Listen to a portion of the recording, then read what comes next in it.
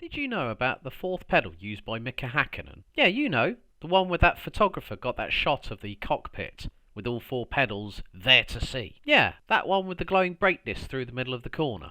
Well, you know what's going to happen now? I'm going to go to the Red Bull Ring, McLaren MP4 12 on AMS2, and Yannick's going to go behind the wheel. Let's see how he gets on.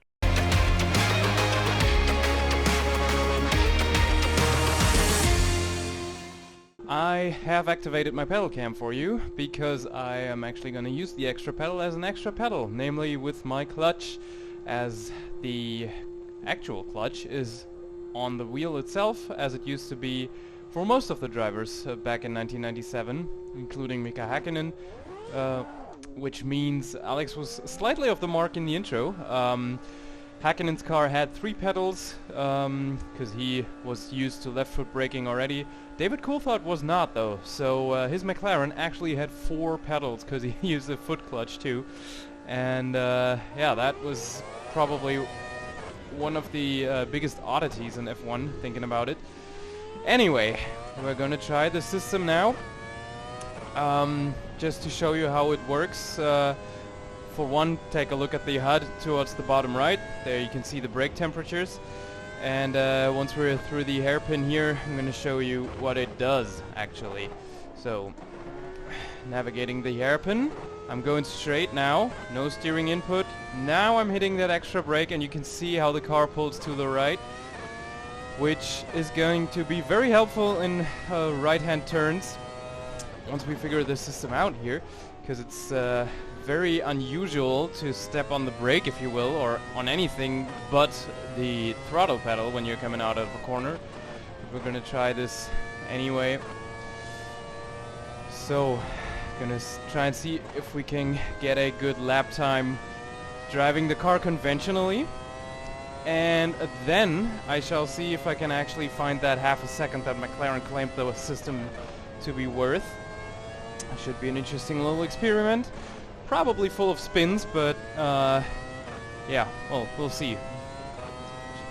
Alright, let's see if we can do a decent flying lap here.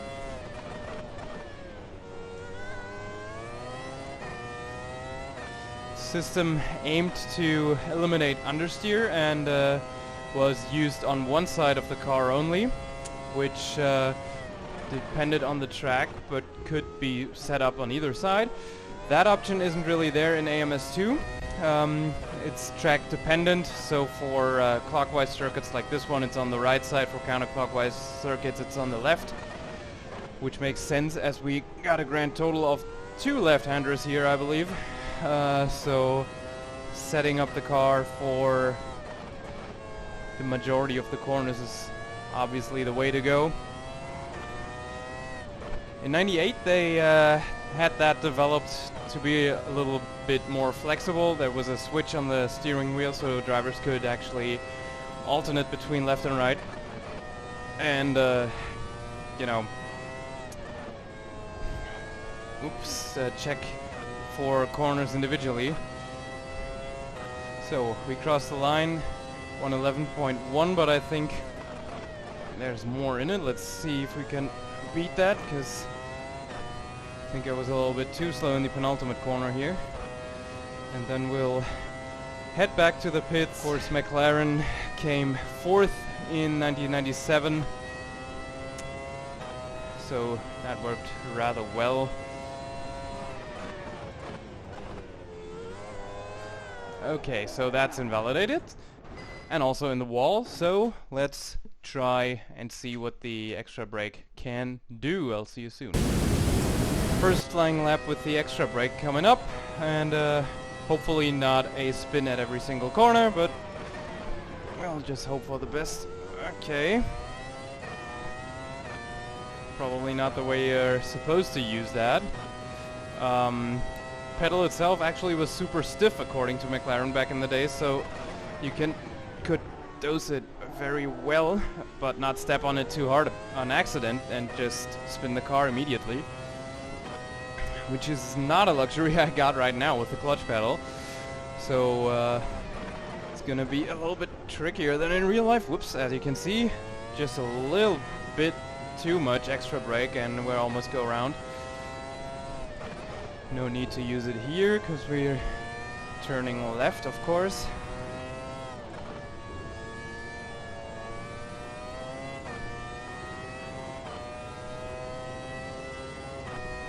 Remember, we got a 111.1 to beat as we go super wide and super out of control through the final turn here. And it's a 111.3, so not quite there yet. Whoa!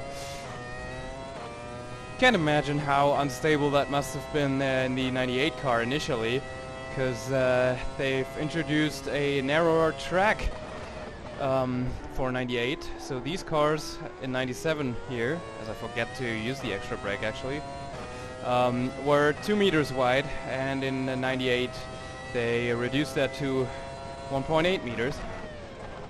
So a lot less mechanical grip.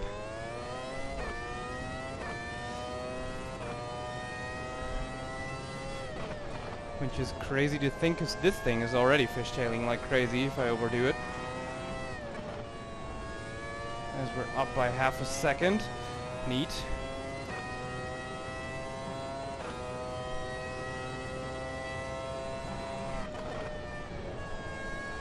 I think that was good. That too, maybe. Let's see what we can do here. And it's a 110.6. So basically, half a second already in the back. And no spin yet, yes. So let's see if we can even be better in this regard. No, and that's a spin and a half, and also a stalled race car. So I'll see you soon for the next try. As a sim racer, I am obligated to be super, well, not courageous, but what's the word? I want to do better, you know, all the time. So, come on. All right, let's try again. One final try. You know, I think the main problem I have with this is that the brake is supposed to be used while accelerating, and I can't really do that yet just from feeling. It's super weird, and so instead I just tap it to have that little bit more extra rotation towards the apex, which makes the entire ordeal very unstable. But I don't know if that's something that I can fix just now. I'm gonna try, but probably not.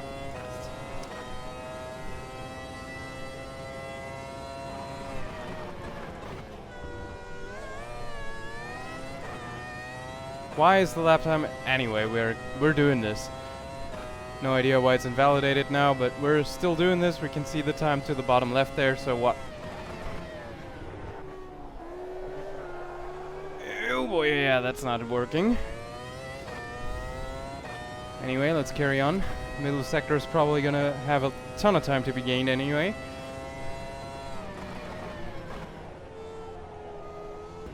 Still not bad, despite that slide, I think. So, the sub 110 probably isn't entirely unrealistic, but I think this should do for now, at least. Well then, that's the extra brake pedal in the McLaren MP4-12. As we can see me sliding around the thing in the background here, as you shouldn't. Yeah, hopefully that goes to show how much of a different experience of driving an F1 car that actually is. Because it's so foreign to just floor another, or not floor, but touch another pedal while you're under acceleration. Yeah, but maybe it'll inspire you to give it a try. Thanks for watching anyway, I hope you had some fun here. Please check out our socials and of course our website at simracingunlimited.com to be always up to date on the latest in sim racing. And I'll see you next time.